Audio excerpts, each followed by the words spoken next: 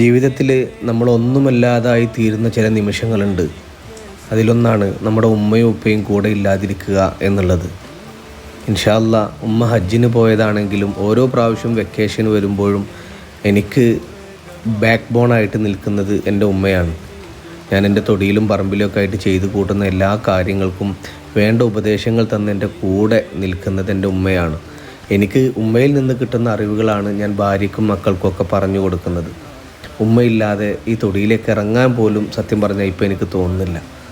ഒരു പ്രാർത്ഥനയേ ഉള്ളൂ, ആരോഗ്യത്തോടെ ആഫിയത്തോടെ ഉമ്മ തിരിച്ചു വരണം. നിങ്ങളോടും എനിക്ക് പറയാനുള്ളത് ഈ ഒരു കാര്യം തന്നെയാണ്. കാരണം എൻ്റെ ഇത്രയും കാലത്തെ സമ്പാദ്യം കൊണ്ട് ഞാൻ നേടിയെടുത്തതാണ് ഈ ചെറിയ വീടും ഈ കുഞ്ഞു സ്ഥലവും. ഇതെനിക്കൊരു സ്വർഗ്ഗ പൂന്തോപ്പാക്കി മാറ്റണം. അതിന് ഞങ്ങളുടെ കൂടെ ഞങ്ങളുടെ ഉമ്മ കൂടി വേണം. ഇൻഷാ അല്ലാ സ്വീകാര്യമായൊരു ഹജ്ജ് ചെയ്ത് തിരിച്ചെത്താൻ നിങ്ങളൊക്കെ ഒന്ന് പ്രാർത്ഥിക്കണം.